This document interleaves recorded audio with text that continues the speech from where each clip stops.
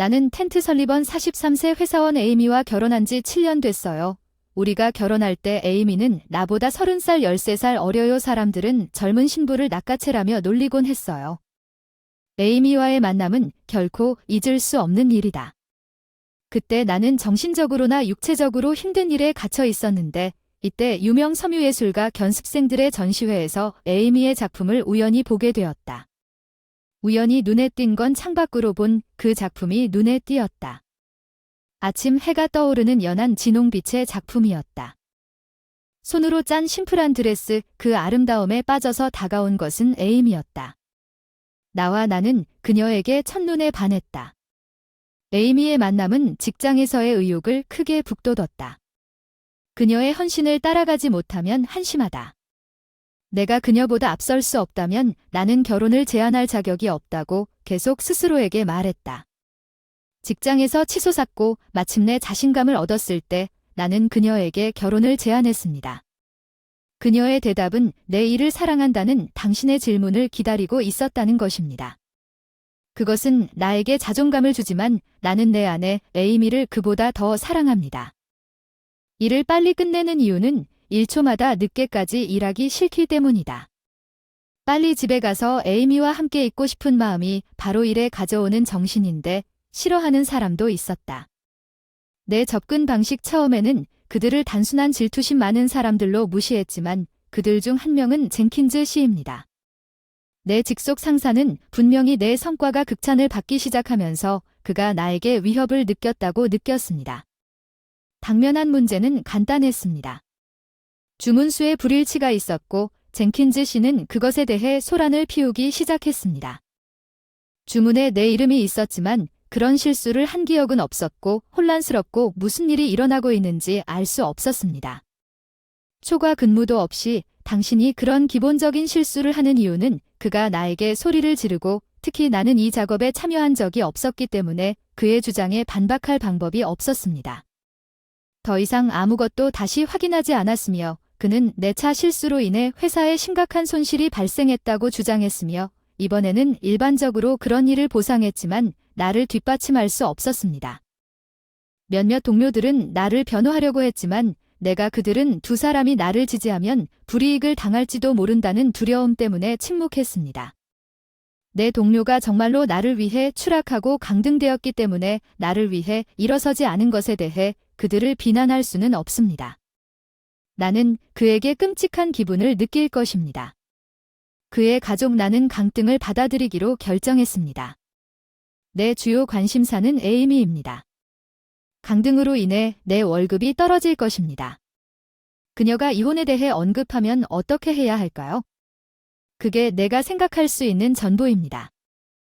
눈을 2번 깜박이고 깜짝 놀랐다. 세 자리는 산 근처 지점이라 좀 여유로운 곳이라고 설명했어. 당연히 월급도 삭감될 거라는 걸 인정해 숨죽여 에이미의 반응을 잘 기다렸지. 공기가 좋은 곳 같구나. 좋아요. 에이미가 웃었다고 해서 좀 눈이 먼 것 같았어요. 조금 속상하거나 서운할 줄 알았는데 에이미는 아무렇지도 않게 웃었어요. 제가 엉망으로 만들어서 미안해요. 죄책감이 더 커져서 말을 좀 더 부드럽게 하기 시작했어요. 에이미는 부드럽게 받아들였어요. 네.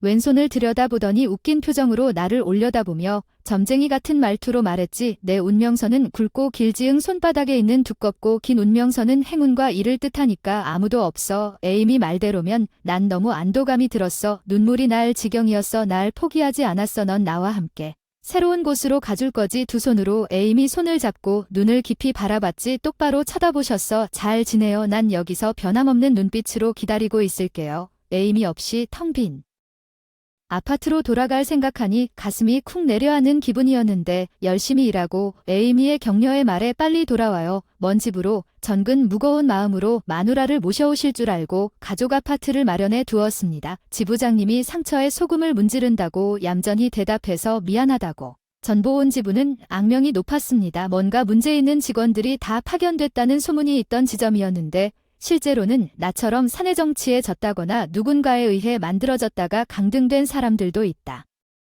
일에 대한 의욕이 전반적으로 부족하지만 능력이 뛰어난 사람이 많아서 일이 생기면 놀라운 속도로 끝나서 또 부서 내에서 손에 쥘 시간이 너무 많다는 악순환이 만연해서 순간적으로 휩쓸려 갔습니다. 이런 분위기인데 빨리 에이미한테 돌아가고 싶었어. 그러려면 내 평판을 높이는 수밖에 없었는데 이 지점엔 그런 기회도 없고 이 지점엔 이렇게 애쓰는 사람이 한 명밖에 없어. 저번에 본사에서 저와 같은 업무를 담당했던 제시카 스미스입니다. CEO실의 스타이자 어느새 많은 주목을 받았던 그녀가 이 지점으로 발령을 내렸습니다. 저보다 어리지만 그녀입니다. 나보다 직급이 높다. 비관하지 않는다. 필사적으로 일을 찾아 일을 해낸다. 본부에 정기적으로 프리젠테이션도 하고 지부를 발전시키기 위해 열심히 노력한다. 돌아다녀도 소용없다. 돌아올 때까지 쉴 수가 없다. 나를 설정한 사람에게 그녀는 부지런히 일한다고 말했고 그녀는 분명히 여기서 일을 끝낼 계획이 없다고 말했습니다. 흥미롭게도 지점 내의 분위기가 바뀌기 시작했습니다. 동료들이 문제에 대해 조언이나 도움을 주기 시작했습니다. 제시카와 나는 해결할 수 없었던 동기가 생기기 시작했습니다. 어느새 들불처럼 번졌다. 우리 지점의 제안 중 많은 부분이 본사에 채택됐다. 우리 지점은 무시할 수 없는 일이 되어가고 있었다. 이것을 깨달았을 때 나는 할 수 있다는 확신이 들었다. 지점의 성과는 같은 부서를 능가하면서도 빠르게 향상됐다. 본사에서는 본사 친구들도 장난으로 전화해서 화내라고 하곤 했는데 어느 날 지점장이 본사에서 전화를 하더군요. 사장님이 이마에 땀을 닦으며 직통 전화였나 봐요. 지점장님이 계속 예예라고 하더군요. 반응들 어려운 일을 건네준 것 같다. 긴 한숨을 쉬었다. 모두 책상 주위에 모였다. 상사 CEO는 CEO가 맡은 업무가 평소 업무와 전혀 관련이 없다고 말했고 딸을 지도하라는 요청을 받았다. 주요 고객사 CEO의 지시로 저희 지점은 콜로라도처럼 자연이 풍부한 산 근처에 위치해 있지만 관광지는 없고 강과 산뿐일지도 모릅니다. 사장의 딸은 14세로 힘든 나이인 것 같습니다. 게다가 아버지의 재혼에 대한 우려가 커지고 있어 진심으로 속상한 부탁은 어떻게든 굳어진 마음을 녹여달라는 것이었습니다. 왜 우리 지점에 맡겨졌는지 이렇게까지 큰 소리로 말하는 번거로운 일이기 때문이라고 스스로 확신합니다. 대통령의 딸이 일주일 후에 영국에서 돌아올 것이라는 소식이 우리에게 전달되었습니다. 우리는 그녀를 어떻게 즐겁게 해야 할지 생각해야 합니다. 그때까지 그녀는 분명히 그날부터 2박 3일 동안 방문할 것입니다. 우리는 그녀의 숙박을 위해 숙소를 준비하는 데 바빴습니다. 식사는 몰래 관심 분야를 조사해서 접대를 계획한다. 섬유예술에 관심이 있다. 전통공예에 관심이 있는 것 같고 특히 섬유예술을 좋아한다는 보고가 있다. 섬유예술 너무 복잡한 것에 관심이 있다. 연락처가 있는지 제시카 손톱을 물어뜯으면서 이런 말을 하더군요. 스트레스를 받을 때 버릇이 있다는 걸 알아버렸어요. 우리 계속에 섬유예술가가 있어요. 제시카는 즉시 내 말에 관심을 보였습니다. 정말 누가 빨대를 잡으러 올 수 있겠습니까? 제시카는 나를 바라보았고 나는 자신 있게 대답했습니다. 물론 그것은 나의 자랑이자 기쁨입니다. 나의 아내. 제가 헌신적인 남편이라는 것은 지점에서는 잘 알려져 있지만 그녀가 직물 예술가라는 것은 아무도 몰랐습니다. 나는 우리가 이 일에서 탁월할 것이라고 확신했습니다. 회사 사장의 딸 사라가 이곳을 방문했습니다. 피부가 긴 밤색 머리 손가락은 하루도 힘들게 한 적이 없는 것 같았고 꽤 긴장한 듯 지점장의 인사에 고개를 끄덕이며 짐을 숙소로 옮겨달라고 부탁했다. 잘 챙겨주셔서 감사합니다. 아버지, 그녀의 공손함이 당신에게 문제를 일으켰습니다. 지금은 그녀의 유일한 적은 그녀의 아버지입니다. 안내해 드리겠습니다. 저는 테드 실번입니다. 만나서 반가워요. 저는 제시커입니다. 걱정되는 점이 있으면 상담해 주세요. 제 소개와 제시커를 소개합니다. 우리 둘이 그녀의 케어를 담당하고 있습니다. 첫날 우리는 잠시 산을 찢었습니다. 그녀는 강에 발을 담그는 것을 좋아하는 것 같았고 우리는 그녀가 조금 피곤하다고 말하면서 안심했습니다. 그녀는 숙소로 돌아와서 책을 읽는 것 같았습니다. 저녁까지 책입니다. 만나서 반가워요. 저는 에이미 설리번입니다. 책을 읽고 있던 사라가 에이미에게 다가왔습니다. 에이미가 도착한 줄도 몰랐는데 에이미에게 사라에 대해 아무 말도 하지 않았는데 제가 말한 것은 이 정도였습니다. 세러가 섬유예술에 관심이 있었다고 나는 그녀가 다루고 있는 민감한 문제에 대해 아직 설명하지 않았습니다. 썰러번 맞습니다. 나는 그의 아내입니다. 당신은 섬유예술에 관심이 있습니다. 나를 가리키며 자신을 내 아내라고 소개하면 그녀는 듣자마자 바로 요점에 도달합니다. 섬유예술에 대해 사라는 기뻐하며 책을 덮었습니다. 두 사람은 1시간 넘게 섬유예술과 전통공예에 관해 이야기를 나누는 것 같았습니다.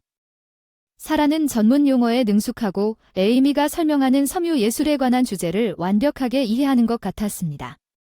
티과 넥타이 염료는 끝이 없습니다. 에이미는 천연 염료로 염색한 살아있는 접는 천을 만듭니다. 그녀는 모든 실을 직접 염색합니다.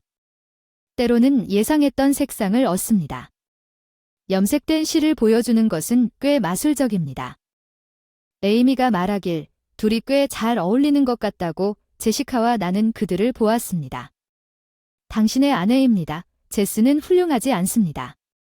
그녀는 단지 그녀의 럭스에 관한 것이 아닙니다. 저는 에이미여가 그녀의 삶을 살아가는 방식을 존경합니다. 나는 그녀가 작업장에 갇혀서 자신의 기술적 결점을 한탄하는 것을 보았습니다. 그녀는 때로는 히스테리하게 룸 앞에 앉아 헌신적으로 조작합니다. 대화하듯이 나오는 실은 패턴이 아니라 쉬는 날에 나를 매료시키는 장면이다. 에이미가 일하는 소리 읽는 걸 좋아했다. 룸너 반했어. 그렇지. 제시카는 믿을 수 없다고 반말 반 부러워하며 웃으며 근처에 있는 에이미 친구 중 한 명의 작업장을 방문했습니다.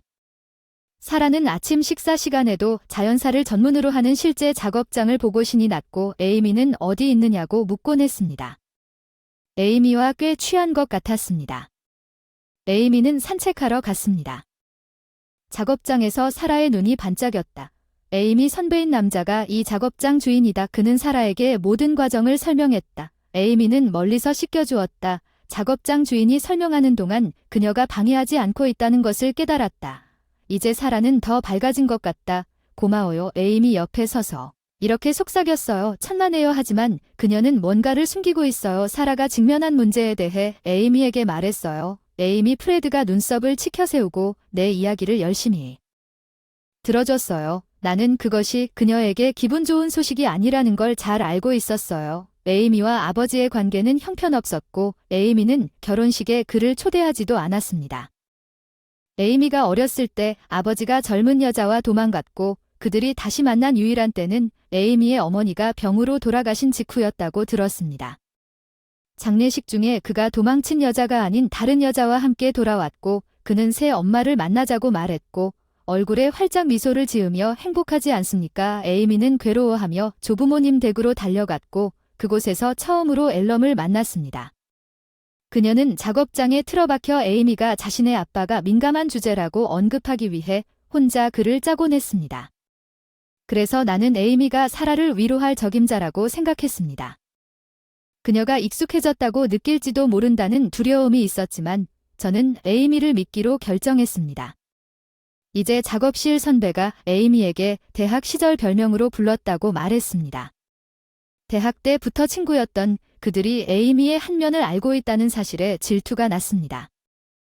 나는 사라가 해보고 싶지 않았나요? 저기 전문 금형 작업장에서 짜고 있는 늙은 배틀 에이미가 그 앞에 앉아 있었어요. 사라가 만져도 될까요? 사라는 에이미를 올려다보며 당연히 묻더군요. 이제 에이미 차례가 됐습니다. 사라에게 실을 꿰고 짜는 법을 차근차근 가르쳐 주었습니다. 그냥 내버려 두는 게 최선이라 판단하고 들을 수 있는 것은 배틀 소리뿐이었다. 2시간 정도 작업한 것 같다. 배틀 소리가 멈추고 사라가 상쾌한 표정으로 작업장에서 나왔다. 상당한 변화가 보였다. 알았어. 차를 몰고 가는 걸 보면서 중얼거렸어. 그녀는 괜찮아. 에이미가 무슨 일이냐고 했어. 내 질문에 대해 무슨 조치를 취했냐. 에이미는 그게 비밀이라고 했어. 사라가 제시카를 돌아온 지 이틀 만에 본사에서 소환됐고 나는 지점장과 함께 있었다. 본사에 도착하자마자 뉴욕 본사로 가세요. CEO가 직접 소환해서 CEO 사무실로 가라는 말을 들었습니다. 제시카와 나는 CEO 사무실에서 눈빛을 교환했습니다. 게다가 나를 강등시킨 매니저 젠킨스 씨였습니다. 거기엔 사업 파트너의 사장이 있었는데 바로 사라의 아버지 칭찬인지 꾸짖음인지 긴장된다. 제시카의 손이 살짝 떨리고 있다. 그녀도 긴장한 모양이지만 그의 시선은 CEO가 아닌 CE 옆에 서 있는 젠킨스 씨에게 고정되어 있다. 그 자신과 그의 눈은 확실히 두려움이 아닌 분노로 가득 차 있습니다. 당신은 먼 길을 왔습니다.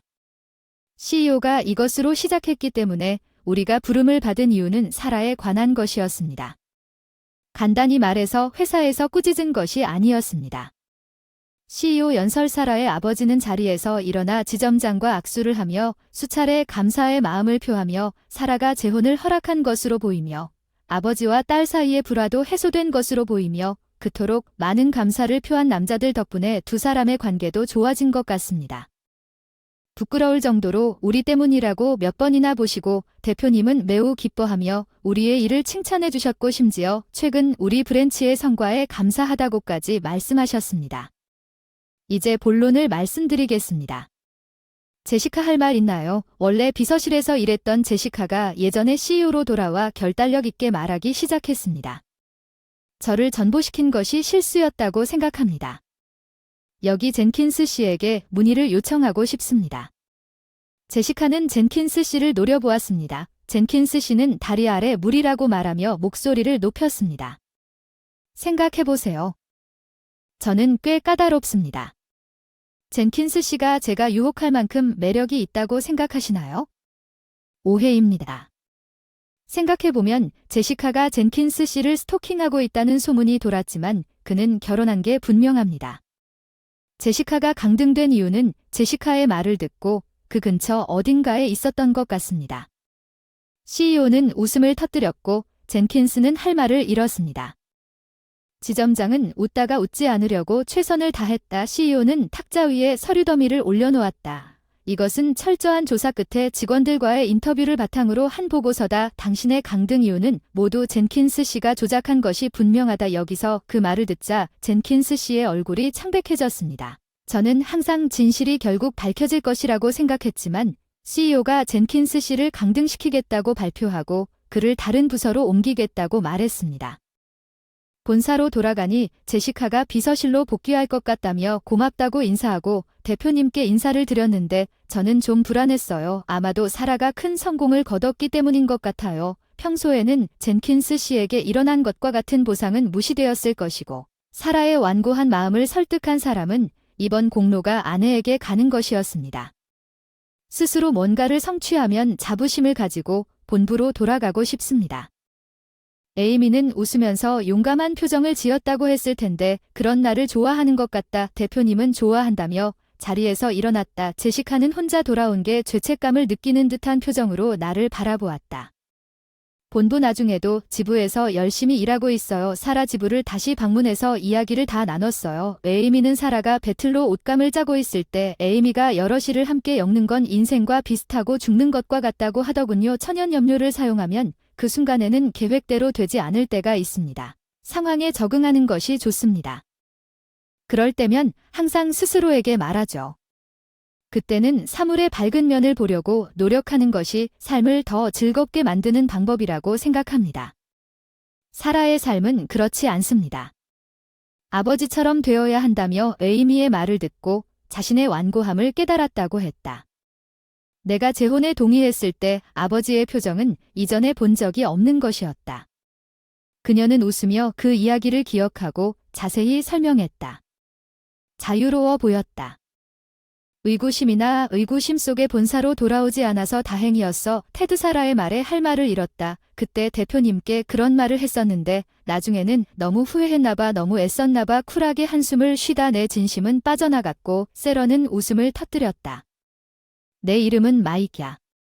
나는 의류회사에서 영업직으로 일해.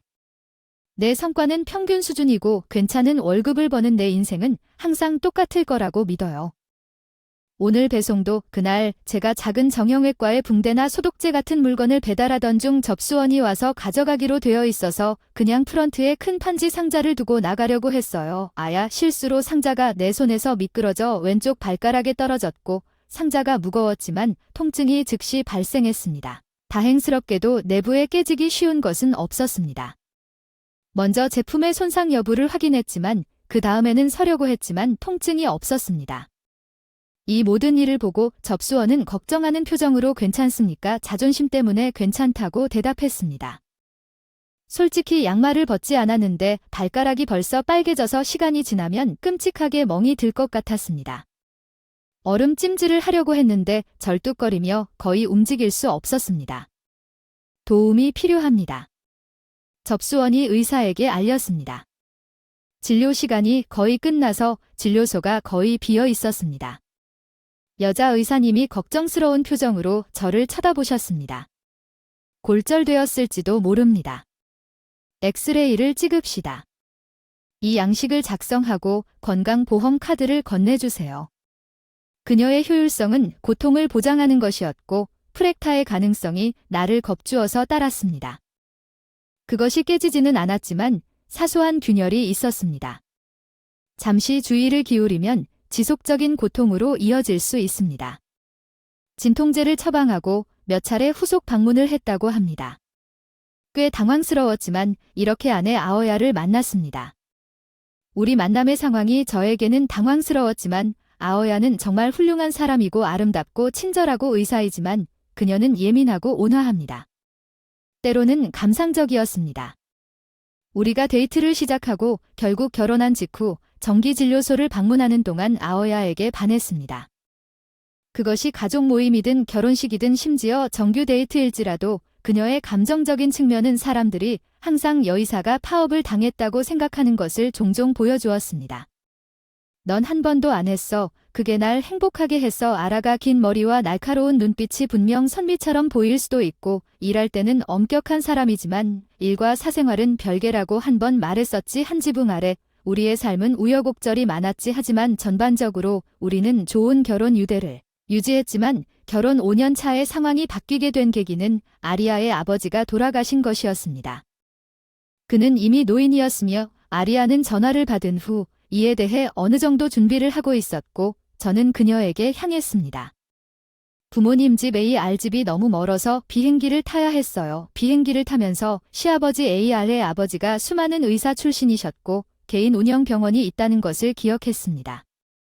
나는 이 모든 것에 대해 잘 알지 못합니다. 이것은 아어야가 그녀의 아버지에 대해 이야기하는 것을 좋아하지 않기 때문입니다. 그러나 나는 그가 우리가 결혼할 때 매우 엄격한 남자였다는 것을 알고 있습니다. 나는 회사로부터 우리가 결혼할 수 있는지 알아보라는 제안을 받았거나 오히려 명령을 받았습니다. 내가 시아버지에게 접근했을 때 그와의 사업 거래에 대해 그는 나에게 꽤 화를 냈습니다. 우리와 같은 개인 관행은 네트워킹을 중요하게 생각합니다. 단지 당신이 내 딸과 결혼했다고 해서 당신이 끼어들 수 있다는 의미는 아닙니다. 감사하게도 아리는 설명했습니다. 회사에서 강요해서 그런 일을 하게 됐다고 오해를 풀었다고 하더군요. 자기는 구식이고 그래서 인간관계를 중요하게 여기기 때문에 그렇게 수년간 진료소를 운영할 수 있었지만 모든 일은 끝나야 한다고 하더군요. 아리안의 집에 도착해서 장례식을 준비했는데 장례식은 아무 문제 없이 진행되었고 곧 돌아가야 하는데 갑자기 아리아한테 무슨 일이냐며 불러서 갑자기 아버지의 마지막 봉인을 풀었습니다. 유언장 A90 아래를 내려다보면서 그녀의 아버지가 상당한 자산을 갖고 있고 아어야를 유일한 수혜자로 지명한 것 같다고 설명했습니다. AR이 외동인 점을 고려하면 놀라운 일이 아니지만 문제는 아버지가 제가 할 수 없다고 말하기 전에 상속 재산에 그녀의 아버지의 클리닉이 포함되었다는 것입니다. 그는 내가 충분히 준비되지 않았거나 능력이 없다고 생각했기 때문에 그의 클리닉을 물려받았고 그래서 내 가족에 대해 이야기하기가 어려웠습니다. 아어야가 다른 병원에서 일하고 그녀의 가족의 진료를 물려받지 않은 이유는 단지 그녀가 할 수 없기 때문이 아닙니다. 하지만 그녀는 아버지의 승인을 얻고 싶었습니다. 눈물이 AR의 얼굴에 흘러내렸습니다. 내가 무엇을 해도 그는 나를 결코 알아볼 수 없을 것이라고 생각했지만 그의 유언에 따라 그는 병원을 나에게 맡겼습니다. 그는 이제 모든 것이 당신에게 달렸다고 말했습니다. 나는 돌보고 싶습니다. 병원 그 말이 내 마음을 무겁게 짓눌렀다. 나는 그녀가 아버지의 승인을 원한다는 것을 알고 있었지만 현재 집에서 아리아의 가족 집으로 통근하는 것은 불가능했다. 만약 아리아가 병원을 맡게 된다면 우리는 이사해야 하고 나는 직장을 그만둬야 할 것이다. 아오야의 기분은 이해하지만 지금은 대답할 수 없습니다. 나는 직업이 있고 거기에 나만의 네트워크를 구축했습니다. 그만두고 모든 것이 괜찮을 것이라고 기대하는 것만으로도 내가 있는 곳으로 이사한다고 말하는 것은 쉽지 않을 것입니다. 새 직장을 구하고 지금은 혼자가 된 시어머니와 함께 살고 있는 사람이 아무도 모르기 때문에 시어머니도 곧 인생에서 필요한 시점에 있기 때문에 즉시 대응하기가 어려웠습니다. 약간의 배려는 고려해야 할 것이 많았고 솔직히 오러가 진료소를 맞지 않기를 바랐지만 동시에 아오야를 위한 것이라면 나는 그녀의 결정을 지지하고 싶었고 다음 날 내가 갈 때 부서 관리자가 되었습니다. 평소대로 일하다 상사에게 제지당했습니다. 분명 저를 부서장 자리로 추천했지만 별다른 성과를 내지 못했습니다. 사실 귀하의 실적은 보통이지만 신규 고객 유지율이 최고입니다. 이는 지속적으로 이익을 창출한다는 의미입니다. 승진에 관심이 없었기 때문에 동료나 선배들과 결과를 비교하지 않았습니다. 숫자가 인상적인 사람들은 신규 고객이 많지만 계속 반복하는 고객은 많지 않은 것으로 나타났습니다. 모두 계획이 충분히 진흙탕인 것 같습니다. 벽이 있고 그중 일부는 새 고객이 적어지는 동안 거의 모두 단골이 됩니다. 이것이 제가 승진한 이유였습니다. 나는 매우 기뻤습니다. 사다리를 오르는데 관심이 없을 수도 있지만 그렇다고 부족하다는 의미는 아닙니다. 내 인생에서 처음으로 내 앞에 있는 기회를 붙잡고 싶다는 열망 취업 기회에 진심으로 기뻤습니다. 아오야도 그랬을 것입니다. 내 이기심이 아오야의 경력을 망치게 놔둘 수는 없었기 때문에 쉬는 시간에 AR에 전화해서 논의했습니다. 승진 죄송해요. 솔직히 거기 이사 갈 수가 없어요. 상사한테 얘기했는데 거기 지점이 없어서 제가 옮기면 승진이 불가능할 수도 있고 그럴 경우에는 어쩔 수 없잖아요. 논의 끝에 우리는 기본적으로 경력을 우선시하기로 했어요. 물론 우리는 각자의 길을 가기로 결정했습니다. 물론 저는 아오야를 매우 사랑하지만 이것은 임시 업무와는 다릅니다. 우리는 돌아올 계획도 없이 다른 곳에서 일하게 될 것이며 그러한 조건에서 결혼을 계속하는 것은 의미가 없을 것이기 때문에 우리는 결정했습니다. 이혼은 하지만 서로 존중하는 마음으로 내린 결정이라 후회는 없다. 20년이라는 세월을 빨리 지나서 정규직에서 과장으로 갔다가 싱글로 외로울 때도 있지만 가족이 없다. 첫 번째 팀을 갖고 일에 완전히 몰입할 수 있겠다는 걱정과 리더십 역할을 맡게 된 것은 신나는 일이었고 일이 너무 재미있었어요. 물론 아오야와 저는 여전히 한 달에 한 번 또는 몇 달에 한 번씩 일에 대해 이야기를 나누며 연락을 유지합니다. 그리고 인생 업데이트로 우리는 좋은 우정을 유지했습니다.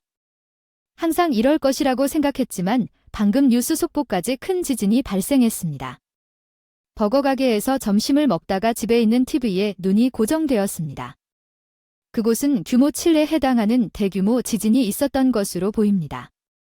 뉴스에서는 가장 큰 충격을 느낀 지역에 대해 빠르게 보도했고 알은 그녀의 병원이 있는 마을이 가장 큰 피해를 입은 곳 중 하나였습니다.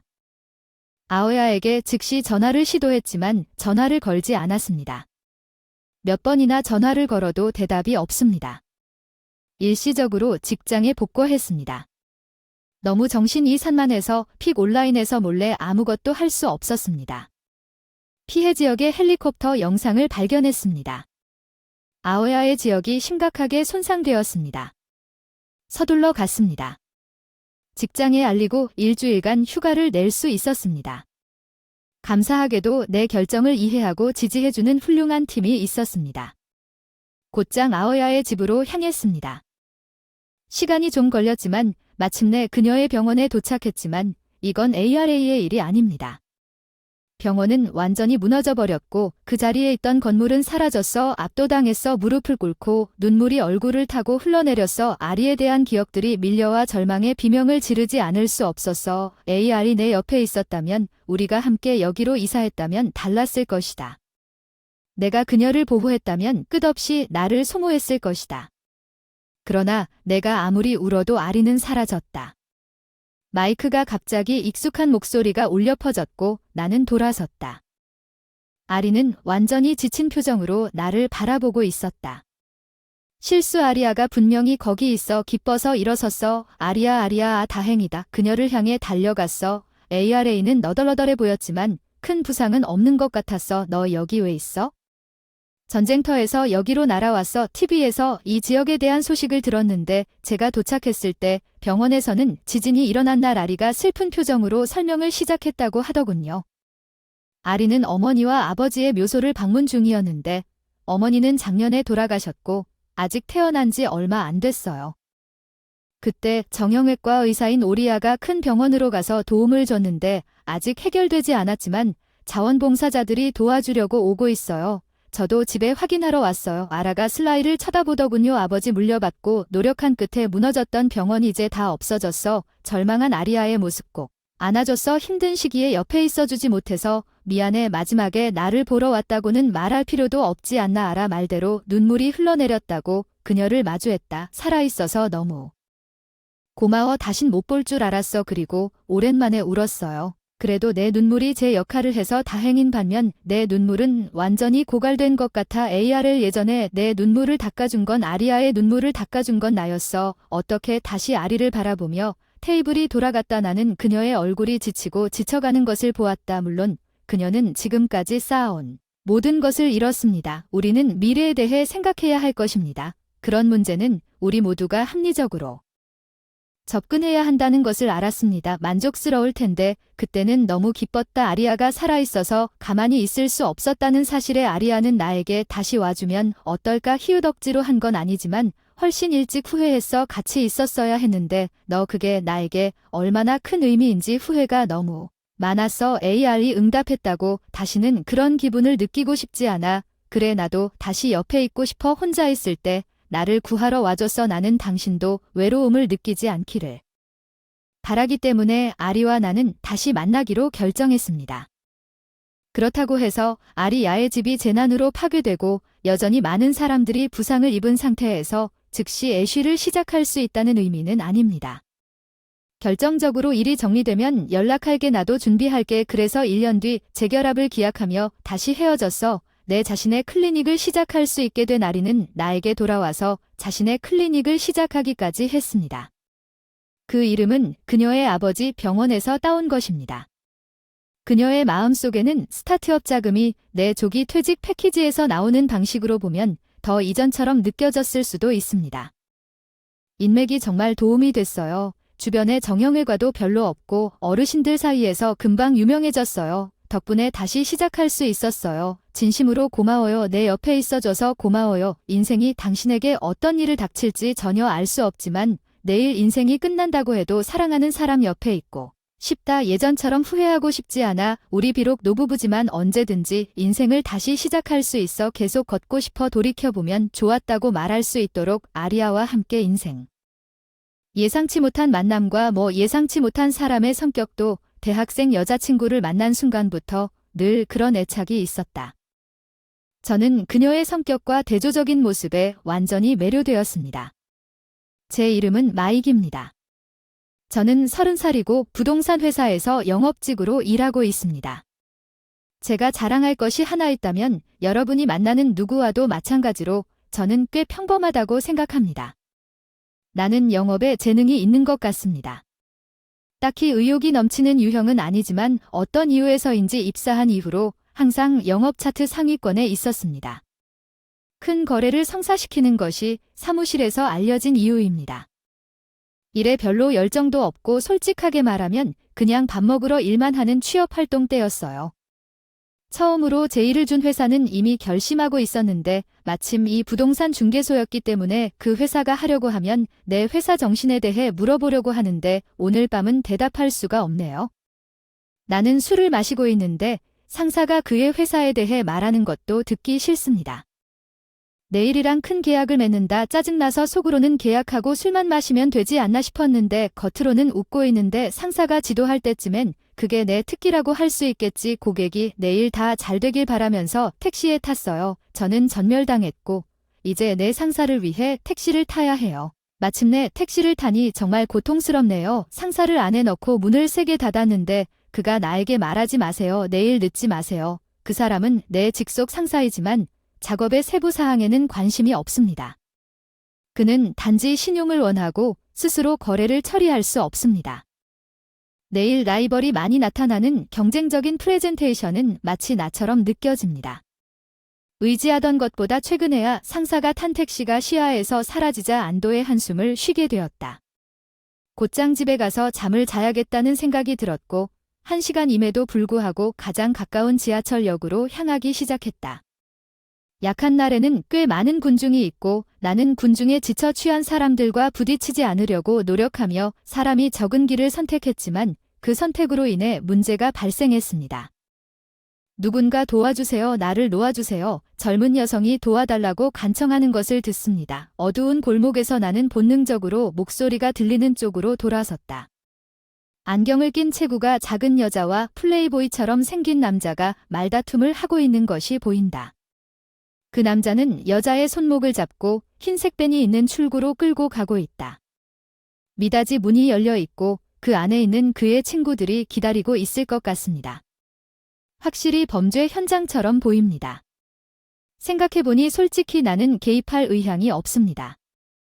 그 사람 눈이 안 보여요. 그 사람은 관심이 없고 그 남자들이에요. 당신 친구들 이건 납치처럼 보이는데요. 이건 범죄 아닌가요? 내 말이 그 남자를 속인 것 같고 그 사람은 그녀의 팔을 놓아요. 그녀를 내 뒤에 숨겨주겠다고 그 남자에게 말해요. 그냥 포기해. 솔직하게 싸우는 건 내 특기가 아니야? 대결도 복잡한 것도 별로 안 좋아하는데 여기서는 아저씨를 바라보는 그 강렬한 눈빛에 흥분해서 말을 뱉는 아저씨가 다칠 거야. 거리의 후밤처럼 가까이서 보니 대학생 같더라. 야, 이 사람들 친구냐? 내가 돌아서서 캠퍼스에서 본 여자한테 물어봤는데 그 사람이랑 아무 관련도 없어. 잠깐 쳐다보던 그 남자가 단호하게 대답했어. 그녀의 말과 그 사람 사이의 말다툼은 레토의 외침과 함께 계속되었고 곧 물러났다. 멀리서 경찰의 사이렌 소리가 점점 가까워졌다.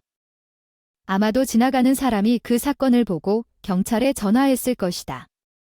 사이렌 소리를 듣고 그 남자는 내가 생각했을 때 짜증스럽게 혀를 찼다.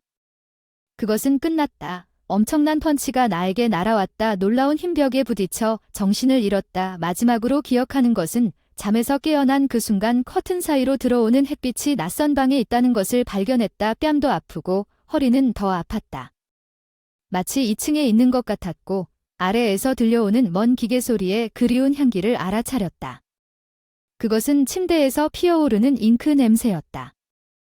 누워서 허리가 아픈지 확인해보니 긁힌 자국이 있는 것 같았습니다. 벽에 걸린 구식 시계를 보니 오후 2시였습니다. 그날 중요한 회의가 있어서 결근했음에도 불구하고 이상하게 당황하거나 절망하지 않았습니다. 멍하니 내가 처리해야 할 중요한 거래를 누가 맡았는지 궁금했지만 곧 휴대전화 생각을 단념했습니다. 베개 옆에 있던 휴대폰이 화면이 깨져서 작동이 안 되는 것 같았어요. 아마 넘어졌을 때부터 그런 중요한 날에 연락이 두절되는 그런 남자가 됐나 봐요. 상사가 엄청 당황했겠군요. 속으로 조용히 미안하다고 했어요. 잠시 생각을 멈췄습니다. 나는 기계 소리에 이끌려 계단을 내려갔습니다. 부엌에 있는 접시에 수로 판단하면 작업 공간 위의 거실 공간처럼 보이는 것을 발견했습니다. 아마도 여기에 두 사람이 살고 있을 것 같았습니다. 내 앞에는 어딘지 모르겠는데 벽에 금속판이 줄지어 늘어선 커다란 기계가 있었다. 그러고 보니 구식 편지인 줄 알았다. 프레스 프린팅은 책에서 본 것 같은 기계 옆에 앞치마를 두른 키 큰 남자가 만든 것을 찍었다. 도천이 작동하고 있었습니다. 실례합니다. 나는 머뭇거리며 말했습니다. 그는 나를 알아보고 따뜻한 미소를 지었습니다. 당신은 깨어있군요. 벨러리를 도우려고 노력했지만 결국 최악의 상황을 맞이하게 되었다고 그는 말했습니다. 그는 자신을 다음과 같이 소개했습니다. 발레리의 형. 내가 전날 밤에 기절한 후에 도와주려고 했던 여대생 발레리가 나를 이곳으로 끌고 가서 등에 긁힌 자국을 설명했고 그는 약간 미안한 미소를 지으며 덧붙였습니다. 아마도 구급차를 불렀어야 했을 것 같아요. 전화 좀 빌릴 수 있을까요? 사무실에 전화해야겠어요. 예고도 없이 일을 놓쳤어요. 그 사람이 무심코 나에게 휴대폰을 던졌어요. 잠금 해제 화면에 그 사람의 스냅샷이 표시되고 함께 웃고 있었죠. 직장에 전화한 후 받은 응답은 다음과 같았습니다. 계속해서 화를 내는 소리가 어느 순간 혼자서는 감당하기 힘든 일인 것 같아서 스피커폰으로 바꿔서 그런 소리를 듣게 하려고 활판 인쇄업자였던 남자 장인이 처음에는 자신을 밥이라고 소개했습니다. 나타나라는 말을 들었고 나는 예라고 답하고 전화를 끊었습니다. 밥은 정말 대단하다고 하더군요. 그 사람 일리가 있어서 해고됐다고 생각했는데 인쇄기 손잡이를 CL 땡그랑 소리 크게 내며 강등됐나 봐요. 사무실에 일찍 출근해도 너무 괴로워서 상황이 나아지지 않을 것 같아서 하기조차 꺼려졌어요. 일 마치고 일하러 가세요. 밥이 점심 먹자며 저를 위층으로 초대했습니다. 저 사람 괜찮나요? 아직도 의식이 있나요? 그때 어젯밤에 여대생이 약국에서 사온 비닐봉지를 양손에 들고 현관문을 발로 차서 열었을 것 같아요. 손이 꽉 차서 걷어차려고 했는데 꽤 힘차게 들어왔네요. 안녕하세요. 여기 이 사람이 당신 때문에 해고되거나 강등될 것입니다. 밥이 희죽희죽 웃으며 그의 여동생 발레리가 창백해 보여서 그녀가 들고 있던 가방을 떨어뜨렸다고 말했습니다. 나를 노려보았다. 나는 그녀의 강렬한 눈빛에 등을 돌렸다가 다시 똑바로 쳐다보았다. 알겠다. 내가 책임질게. 내가 알아서 할게. 걱정하지 마. 발레리는 생각이 이상한 것 같아 밥이 마음을 비웃고 있었다. 결국 퇴근 시간 직전에 사무실에 도착해서 책상 위에 가방을 올려두자마자 상사실로 불려갔고 내부 감독관과 대표님이 모두 자리에 계셨고 다들 눈살을 찌푸리고 노려보셨어요. 모든 게 망가졌어. 당신이 회사에 입힌 손실을 아시나요? CEO는 절제된 분노의 목소리로 말했습니다. 매니저와 감독자 둘 다 아마도 상황을 처리할 수 있는 문서를 준비하거나 검토하지 않았다는데 동의하며 고개를 끄덕였습니다. 내가 없이 모든 책임을 나에게 돌리려고 한 게 분명해. CEO가 나에게 이전 명령을 줬어. 당신은 이전된다. 나는 중요하지 않은 업무만 처리하는 조용한 지사로 보내지고 있었다. 이전은 신경 쓰지 마세요. 대신 이것을 받아주세요. 나 마이슈츠 안주머니에 넣어두었던 사직서를 재빨리 꺼내 CEO에게 건넸다. 내가 그 인쇄소에서 쓴 글이었다. 영업에 소란이 일어나는 것을 보고 CEO와 과장의 얼굴이 창백해졌다. 부서 최고 세일즈맨인 제가 그만두겠다고 하더군요. 모든 것이 해결되면 일시적으로 강등시키고 본사로 다시 데려올 계획인 것 같습니다. 갑작스런 그만두기로 결정하여 그들은 당황하게 되었고 저는 모든 것에 감사하며 인사를 드리겠습니다. CEO 사무실을 나가려고 하다가 CEO가 그를 붙잡으라고 소리쳤습니다. 감독관이 급히 내 팔을 잡아서 사소한 난투를 벌였습니다. 투쟁하는 동안 정말 지쳤습니다. 주머니에서 작은 메시지 카드가 떨어졌습니다. 인쇄소에서 만든 것이었습니다. 인쇄 과정을 가르쳐주면서 명함을 만들어줬어요. 편지에 독특한 느낌이 새겨져 있는 메시지 카드입니다. 인쇄해서 읽어요. 제가 책임지겠습니다. 발레리는 카드를 바라보며 미소를 지었습니다. 무슨 계획을 세우시나요? 퇴사하고 회사 대표님 화난 목소리에 다른 회사도 지금 연봉 맞을 것 같아 돌아서서 환한 미소를 지었다. 미소의 현장 회사는 살짝 뒤로 물러나 정규직을 확보한 것 같아 그래서 나는 좋아요. 그 말을 남기고 사장실을 나오니 기분이 정말 상쾌했습니다. 다음 날 그 남매 소유의 태거 편지를 방문했습니다. 인쇄소는 책임을 져주세요. 발레리는 작업장 뒤에서 달려나오며 인사를 했습니다. 밥이 조금 주저하는 듯 보였지만 나를 아르바이트로 고용했고 곧 나는 공식적으로 인쇄팀에 합류했습니다. 밥은장인 정신이 있었고 약간 별난 사람이었지만 좋은 사람이었습니다. 그의 여동생 벨러리를 정말로 아끼고 있다는 것을 알 수 있습니다. 발레리는 요즘 유난히 보수적인 여대생인데 화장을 안 하고 두꺼운 안경을 써서 수수해 보이는데 같이 일을 하다가 안경에 잉크가 튀어서 우리가 웃는 걸 못 보고 깜짝 놀란 적이 있어요. 하지만 그녀가 안경을 벗었을 때 나는 그녀의 아름다운 아몬드 모양의 눈이 긴 속눈썹으로 둘러싸인 밝은 헤이즐색이었다는 사실에 놀랐습니다. 그녀가 삐죽삐죽한 뺨을 복숭아빛으로 물들이고 그녀는 정말 유쾌해 보였고 감탄에 잠긴 것처럼 보였습니다. 밥은 속삭였습니다. 나에게 그녀는 미인이 아닌가? 내가 동의했다는 사실을 깨닫지 못한 채 그녀는 내 등에 강한 쿵소리를 느꼈다. 우리 가족 모두는 밥이 희죽희죽 웃는 것을 보고 인색하다.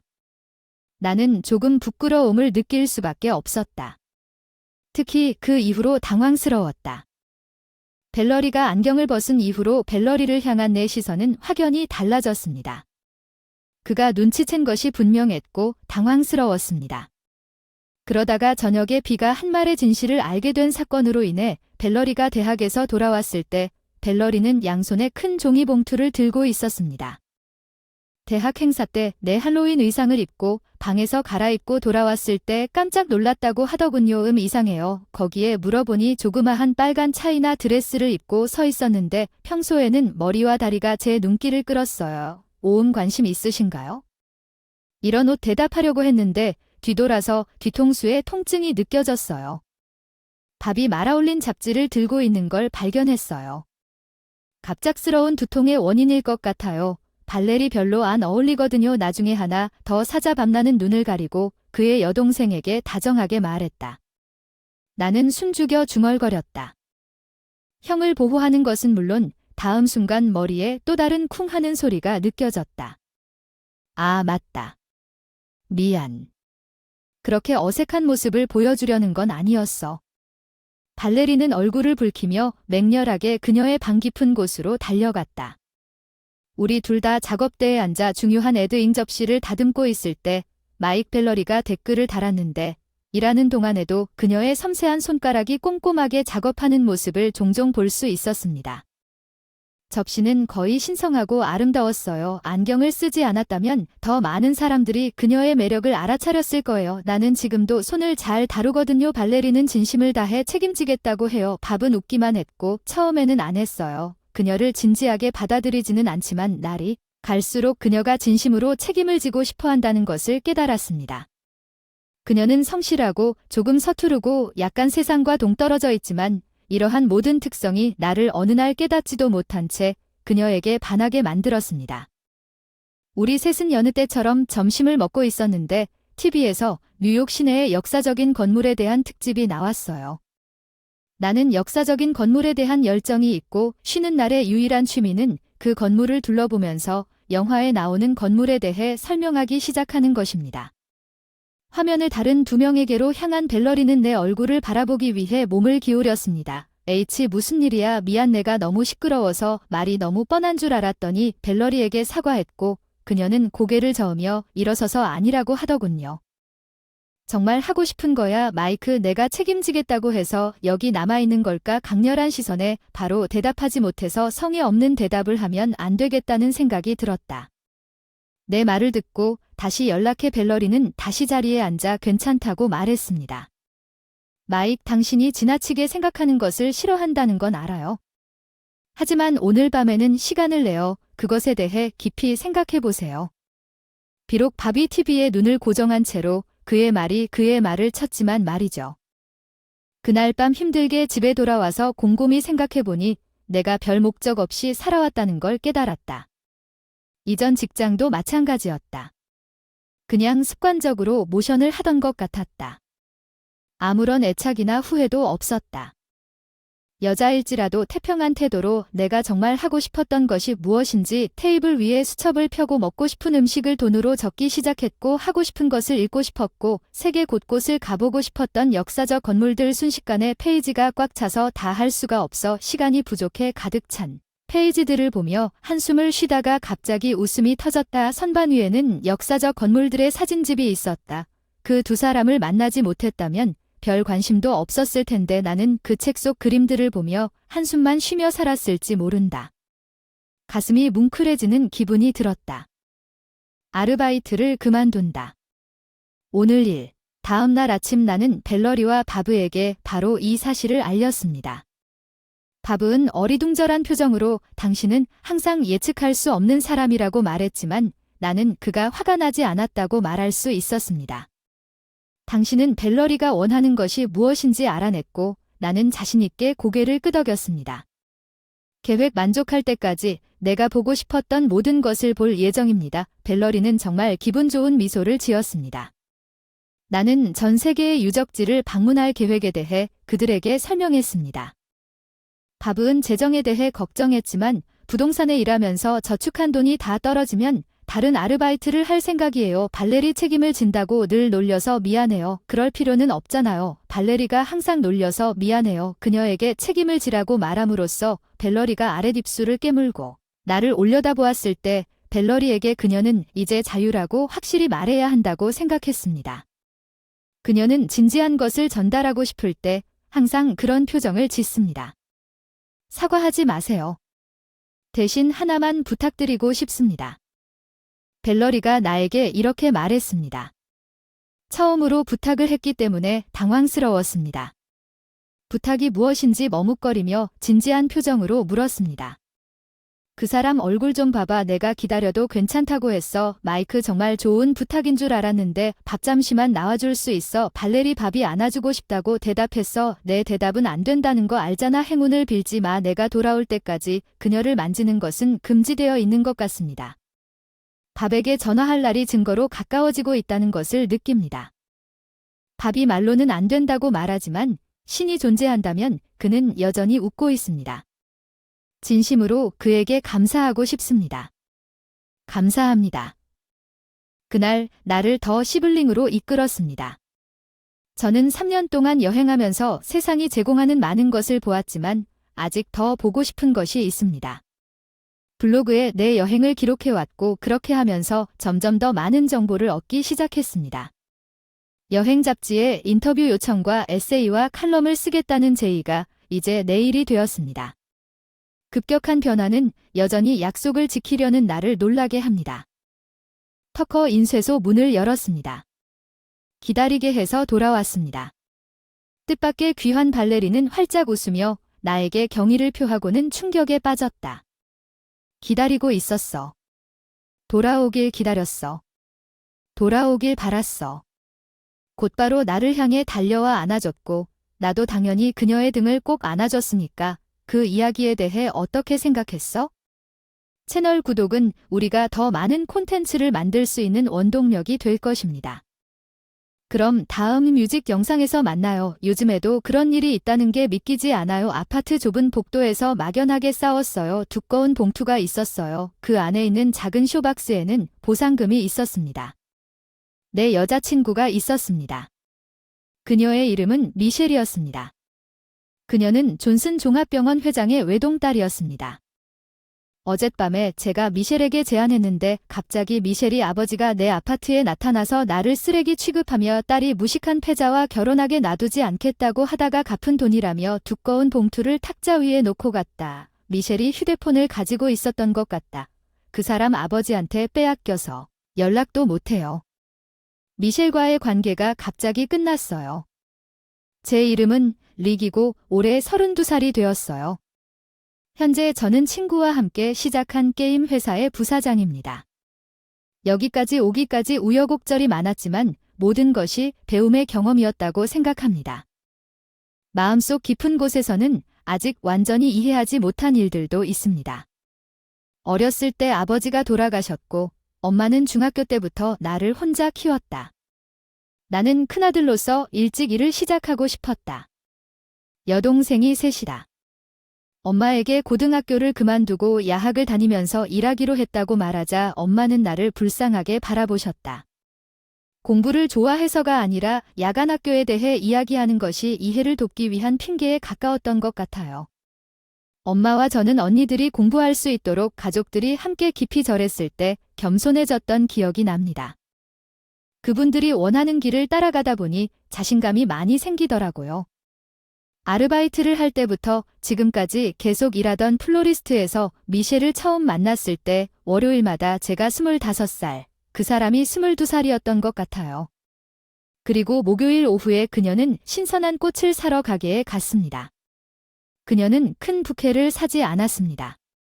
줄기 몇 개만 사다가 떠나고 나서 우리는 조금씩 몇 마디 말을 주고받았습니다. 나는 그녀의 수줍고 겸손한 성격에 조금씩 끌렸습니다. 미셸은 요즘 보기 힘든 조용하고 내성적이고 순수한 태도를 지닌 소녀입니다. 저처럼 피부가 두꺼운 사람이라도 그녀가 발렌타인데이에 좋은 가정에서 자랐다는 것을 즉시 알 수 있었습니다. 나 초콜릿 난 그녀가 나에 대한 감정을 가지고 있다는 것을 처음으로 깨달았습니다. 나는 바로 그녀에게 데이트 신청을 했고 우리 관계는 순조롭게 진행되었습니다. 한 번도 다툼이 없었습니다. 친구의 공동 창업 초대를 받아 인생이 바빴을 수도 있습니다. 미셸과 내가 실제로 만날 수 있었던 유일한 시간은 아직 학교에 있는 여동생과 지불해야 할 등록금이 있는 일요일 뿐이었습니다. 나 자신을 위한 돈이 많지 않았기 때문에 미셸이 데리고 올 때마다 우리 데이트는 대부분 공원에 있었습니다. 집에서 점심을 먹으며 공원에서 시간을 보내곤 했어요. 1년 동안 데이트를 하고 난 후 그녀에게 프로포즈하려고 3장을 놓친 게 정말 좋았어요. 미셸이 평생 내 옆에 있어준다면 나 자신을 더 많이 밀어붙일 수 있을 것 같았어요. 몇 배는 더 힘들어서 그녀에게 내 월급의 3개월치도 감당할 수 없었고 더 싼 가격을 주었지만 미셸은 그것을 본 후 기쁨의 눈물을 흘리면서 계속 감사하다고 말했습니다. 나는 그녀를 행복하게 하겠다고 맹세했지만 다음 날 아침에는 미셸을 저번에 봤을 때 지옥에 던져진 것 같았어요. 그녀는 행복하게 울다 눈물 흘리는 얼굴이었죠. 우리의 시간은 바로 거기서 끝났습니다. 오늘부터 신입사원 몇 명이 들어옵니다. 제가 인사부에서 연락을 받자마자 사무실에 도착하니 회사는 창립 이래 상상할 수 없을 정도로 성장했습니다. 직원은 30명에 달합니다. 친구와 함께 본격적으로 스타트업에 들어갔습니다. 그 친구는 게임 회사를 설립했습니다. 저는 항상 게임을 좋아했는데 제가 만든 게임을 보고 그 사람이 저에게 다가왔습니다. 회사를 공동 창립하기 위해 이 일에 헌신했습니다. 회사는 순식간에 빠르게 성장했습니다. 이제 우리는 e스포츠 인재 육성에 집중하고 있습니다. 제가 현재 하고 있는 일은 e스포츠 선수를 스카우트하는 일입니다. 많은 젊은 사람들이 프로 e스포츠 선수가 되기를 갈망하지만 꽤 만족스러운 일입니다. 첫 발을 내딛는 것이 어려울 수 있습니다. 취업 기회가 생겼을 때 사회에서의 인지도가 아직 다소 제한적이기 때문이라고 생각합니다.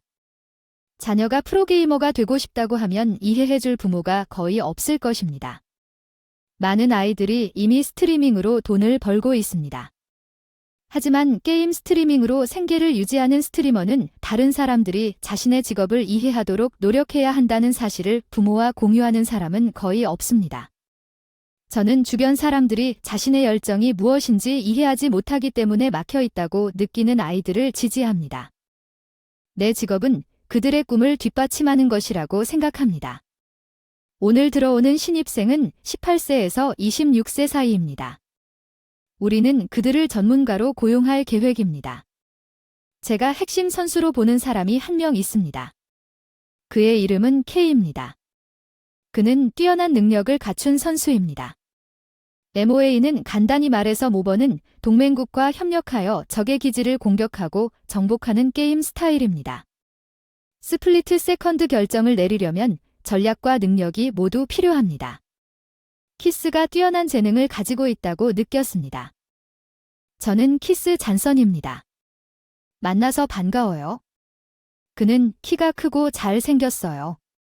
비록 그가 반응하고 행동하는 방식이 약간 거칠어 보였지만 그가 좋은 가정에서 자랐다는 걸 보여줬어요. 좋은 청년이었죠? 사무실에 있는 여자들은 그에게 분명히 깊은 인상을 받았어요. 짧은 인사를 나눈 후 키스는 HR 부서에서 보험 서류 작업 및 기타 행정 업무를 처리하기 시작했습니다. 다른 신입사원이 있고 각자 각자의 부서로 이동해야 하기 때문에 바쁜 하루였습니다. 그때 여성 사무원 중 한 명이 놀란 목소리를 들었습니다. 점원이 자신이 존슨 종합병원 회장의 아들이라고 말했을 때 내 발은 꼼짝도 하지 못했습니다. 존슨 종합병원은 한 소녀의 집입니다. 미셸을 잊을 수 없습니다. 미셸이 남동생이 한 명 있는 외동딸이라고 언급한 것이 기억납니다. 의학 공부에 대한 의향이나 적성이 없는 사람이 이제 미셸의 아빠가 미래의 남편이 의사가 되어야 한다고 나에게 말한 이유를 이해합니다. 지금 생각하는 것은 무의미할 수 있지만 키스가 중학교에 가서 의사가 되었다면 아마도 미셸과 나는 결혼할 수도 있었는데 나는 교육받지 못한 쓰레기라고 불렸다. 우리의 결혼을 반대한 것은 단지 상속 문제 때문이 아니었다.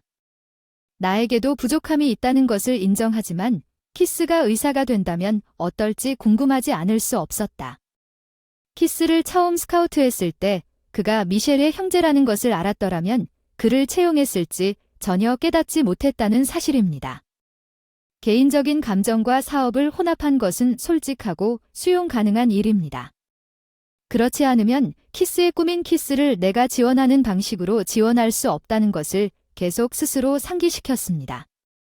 내 여동생은 병원을 대신할 누군가와 결혼해야 할 거야. 키스는 중얼거렸다. 내 여동생이 그를 지켜보는 것에 대해 약간 죄책감을 느낀다. 나는 불타는 분노가 솟아오르는 것을 느꼈다. 당신이 이기적으로 행동하기로 결정했기 때문에 그녀는 모든 열을 감수하기로 결정했기 때문에 내 안에서 당신의 여동생에게 힘든 것 같아요. 너 때문에 그 사람도 그 말을 하는 게 못된 짓이라고 생각했어. 그 순간 감정을 주체할 수 없었어. 나보다 10살쯤 어린 남자한테 마구마구 휘두르던 키스는 살짝 움찔했지만 아니라고 단호하게 말했어. 후회돼. 내 꿈이 다른 사람의 희생으로 이루어졌을 수도 있다는 걸 알지만 포기할 수 없다는 생각은 한 번도 떠오르지 않았어. 그게 내가 여기까지 온 결심이야. 케이는 자신의 결심을 말했어. 미래에 미셸과 나는 이렇게 가벼워서 나 자신이 부끄러워질 수도 있었지만 여전히 해결되지 않은 감정은 계속 불타올랐습니다. 내 안의 e스포츠에서는 높은 긴장감 속에서 집중력을 유지하는 것이 중요합니다. 특히 키스가 플레이하는 게임에서는 이것이 필수적입니다. 정규 연습 경기에서도 마찬가지입니다. 팀 내 끊임없는 경쟁, 다른 스포츠와 다를 바 없음. 팀 내 최고만이 경기에 출전한 결과를 내지 못하는 선수들은 단계적으로 퇴출됨. 그게 프로의 세계인. 많은 사람들이 스스로를 힘들게 하고 병들게 함. 안내하는 것이 우리의 일임. 그런 일이 일어나지 않도록 키스는 천재적인 면모가 있지만 노력하는 것을 잊지 않습니다. 진심으로 응원하고 싶었지만 그러지 못한 것이 부끄러웠습니다. 그러다 사건이 일어났습니다. 키스의 정식 데뷔전이었습니다. 많은 수의 참가팀이 노가웃 형식이었습니다. 키스스 팀은 경기장의 빛을 비추며 계속 승리했습니다. 대형 모니터가 밝았습니다. 플레이어는 컴퓨터 앞에 앉아 많은 청중에 둘러싸여 게임에 열중했습니다. 경기 중 평정심을 유지해야 했습니다. 경기가 압박을 가하면 숨을 참을 수 없게 될 것입니다. 화면을 가로질러 키스의 캐릭터를 면밀히 살펴보니 다음 순간 의자에 앉아있던 티어스가 머리를 약간 기울인 것처럼 보였고 충돌하는 소리가 들렸습니다. 키스는 의자에서 떨어졌습니다. 화면에 키스 스토드가 조종하는 캐릭터가 땅에 떨어졌습니다. 그래도 상대팀이 공격하는 동안 괜찮습니까? 나는 달려가서 키스가 바닥에서 숨을 헐떡이고 있는 것을 발견했습니다.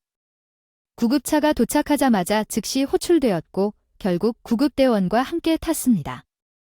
존슨 종합병원 응급실로 간다고 했더니 나와 존슨 부부 사이에 신비한 연관성이 있는 것 같아 좀 놀랐다. 피하려고 노력했지만 점점 운명이 가까워지는 것 같아서 불안했다. 그는 응급실로 옮겨졌습니다. 나는 갑자기 치료실 밖에서 기다렸습니다. 복도를 따라 다가오는 급한 발소리가 들렸습니다. 가정하고 싶지 않았지만 어쩔 수 없이 긴장을 느꼈습니다. 내 의심이 이제 다 컸다는 것이 확인되었습니다. 성숙한 여인으로 변한 그녀는 창백한 얼굴로 나에게 걸어왔다. 그녀는 어렸을 때부터 병원 복도에서 뛰지 말라고 배웠나 봐. 답답한 얼굴을 하고 이마를 구겼어. 당신은 키스 회사에서 왔어. 키스는 어딨어? 키스는 잘 지내고 있다고 그녀는 말했다. 내 존재도 전혀 모르고 치료실 문을 바라보고 있었다. 그녀는 문만 바라보고 있었고 나를 전혀 알아차리지 못했다. 그녀는 분명 남동생을 걱정하고 다른 것에 관심을 갖고 있는 것 같았다. 케이는 안타까웠지만 가슴이 뛰었다. 포 미셸을 위해 그는 방금 치료실로 들어갔습니다. 나는 가까스로 대답했고 미셸의 가느다란 어깨가 떨렸다가 힘차게 나를 돌아보며 그녀의 하얀 눈은 눈물이 넘쳐 흘러내릴 것 같았습니다. 내 깊은 곳을 바라보며 그녀는 물어보며 목소리가 떨렸습니다. 나는 당당하게 고개를 끄덕였다. 우리가 이렇게 만날 줄은 누가 알았겠는가. 미셸은 금방이라도 눈물이 터질 것 같았다. 나는 어찌할 바를 모르고 얼어붙었다. 간호사의 초대로 우리 사이의 긴장이 깨졌다. 보통은 가족만 들어올 수 있을 텐데 나도 들어갈 수 있을까? 미셸에게 물었을 때 그녀는 동의하며 작은 고개를 끄덕였을 때 정말 걱정이 되었습니다. 히스는 담쟁이 덩굴을 흘리며 침대에 누워 있었습니다. 그는 훨씬 좋아 보였고 조금 안심이 되었습니다. 의사 선생님은 어떠세요? 그 사람은 괜찮을 건가요? 미셸이 내 재킷의 자락을 붙잡고 걱정스러운 표정으로 올려다봤습니다. 나는 그녀를 대신하여 의사에게 말했습니다. 의사는 그가 과로했다고 말했습니다. 아마도 잠이 부족해서 밤새 게임을 제대로 하지 못한 것 같습니다. 결정은 관찰을 위해 그를 밤새도록 두는 것이었습니다. 우리 둘 다 환자 자신이 곤히 잠들어 있는 것이 더 심각하지 않다는 사실에 안도감을 느꼈습니다. 나는 미셸이 키스 옆에 있어야 한다고 생각하면서 하룻밤 머무르는데 필요한 몇 가지 물건을 챙겨갈 것입니다. 제안을 했는데 너무 고마워요, 미셸 씨. 나는 웃으며 나에게 맡겨라. 미셸의 얼굴이 조금 부드러워진 것을 보고 갑자기 치료실 문이 열리면서 시끄러운 소리가 났다. 은행은 간호사들을 포함해 안에 있는 모두를 놀라게 했다. 케이는 항상 큰 소리를 지르며 들어가는데 문제를 일으킨 것은 흰 가운을 입은 잔선 박사였습니다. 그는 미셸과 키스의 아버지였습니다. 그는 의심할 여지 없이 나의 대적이었고 모든 이야기를 마치고 과로하고 그렇게 집을 떠나는 것은 내 말을 듣고 의사가 되어야 했습니다. 키스의 옷깃을 잡고 그를 흔들기 시작했습니다.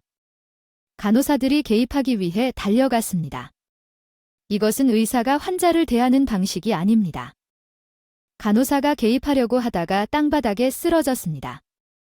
잔선 박사가 키스를 때리기 위해 손을 들고 내가 붙잡을 생각도 없이 일어나라고 소리쳤습니다.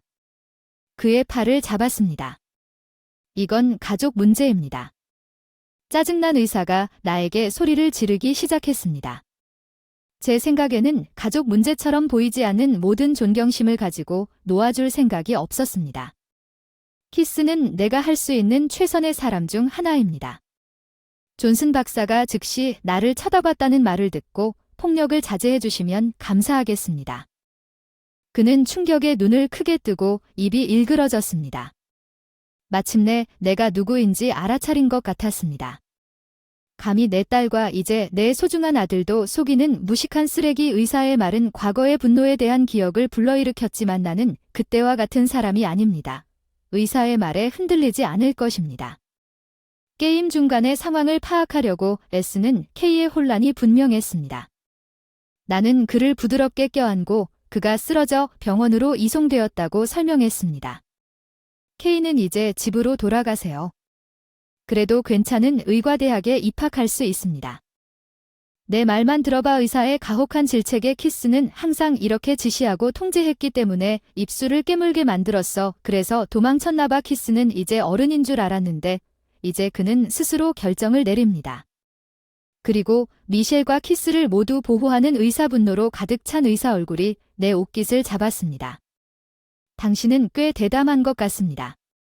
당신이 그 보상금으로 내 딸을 빨리 구제했다는 것을 숨길 수 없습니다. 미셸은 숨을 헐떡이며 내 뒤에서 그 돈이 무엇인지 말했습니다.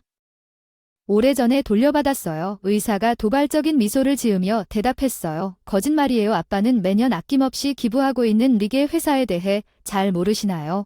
키스의 목소리는 점점 커지는 그의 조바심을 반영합니다. 매번 기부에 대해 무슨 말을 하는 겁니까? 올해는 진심이 아니야. 나는 의사의 손을 무시하고 다시 명함을 내밀었다. 회사 이름을 알아보았다.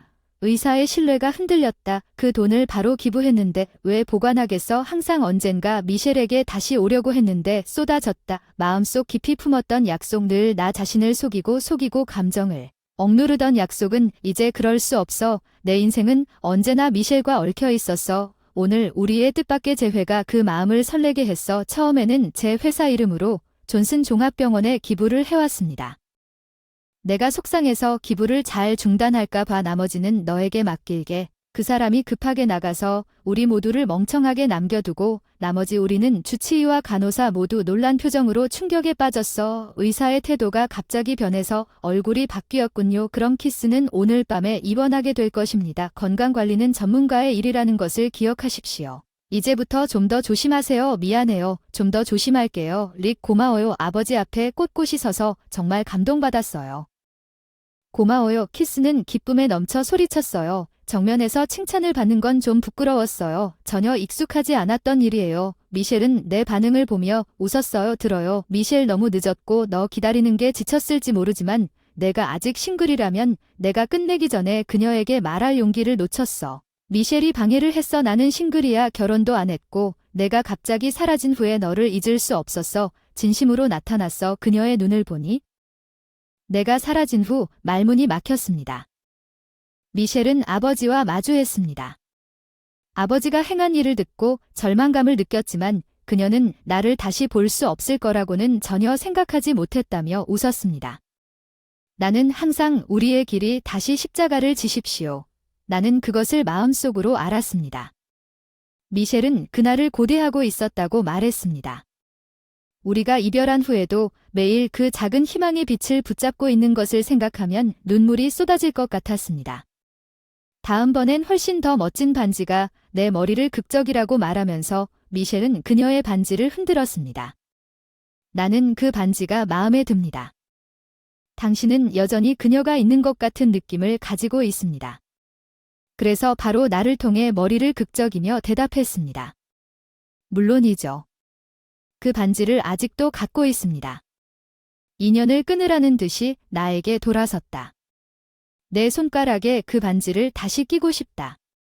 미셸의 말에 나는 굳게 고개를 끄덕였다. 그 순간 치료실 전체가 박수를 쳤다. 의사 간호사들과 키스는 모두 잘 됐다며 손뼉을 쳤다.